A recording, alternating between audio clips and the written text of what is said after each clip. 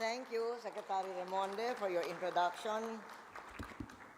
To my dear friend, Honorary Consul General of Russia, Mrs. Army Lopez Garcia, congratulations for steering this organization and this assembly. To my other dear friend, Governor Gwendolyn Garcia, thank you for being here in spite of a very important day tomorrow.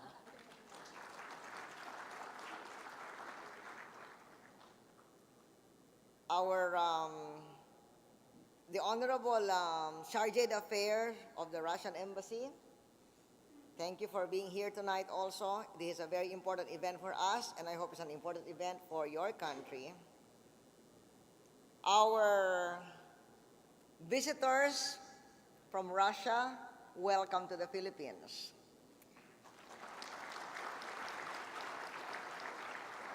And the participants from the Philippine side, welcome as well to this beautiful convention center that Gwen Garcia built for the ASEAN Summit a few years ago. Thank you.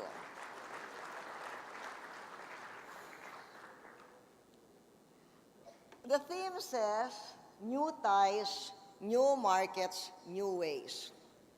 I would agree with new markets, new ways. But then maybe the ties are not necessarily that new.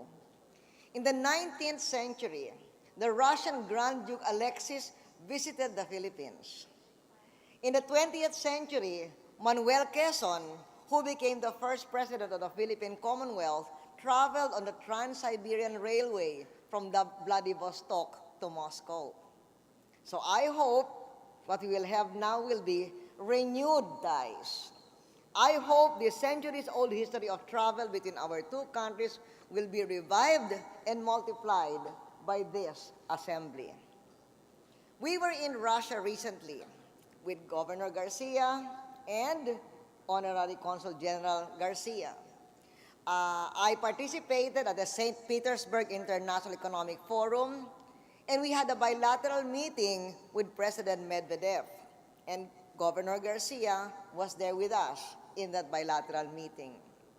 We were also able to witness the signing of the Sister Local Government Agreement on Friendship and Cooperation between Cebu and St. Petersburg, and the signing of the Cooperation Agreement between your respective chambers of commerce.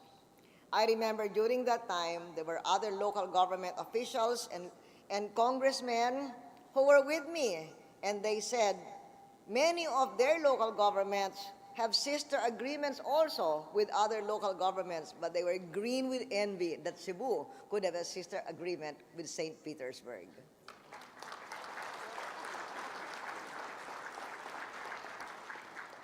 We feel privileged to have these new exchanges. After all, Russia is one of the world's largest economic powerhouses of the 21st century, together with the other BRIC countries, Brazil, India, and China. And because, geographically, the most part of Russia belongs to Asia, we consider the fact that 3 of the BRIC belong to Asia, and that is one of the drivers of growth of our region.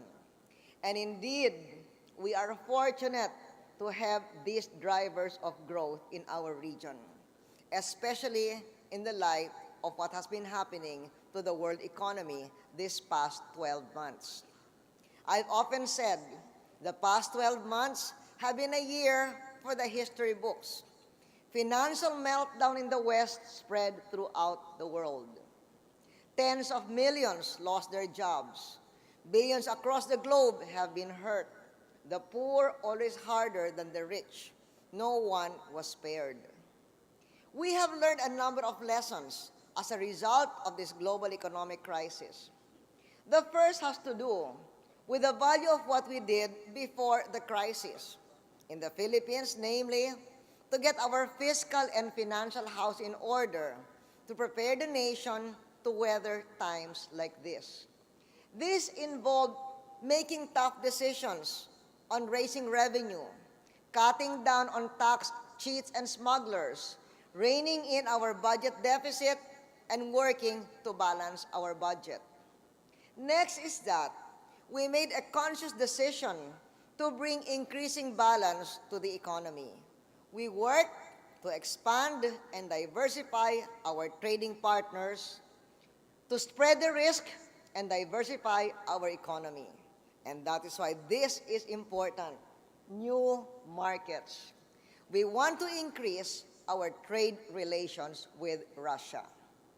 At the same time, we work to build up new industries, such as the BPO industry, where today the Philippines is a global powerhouse, as well as to develop our mining sector, of course, in a sustainable manner.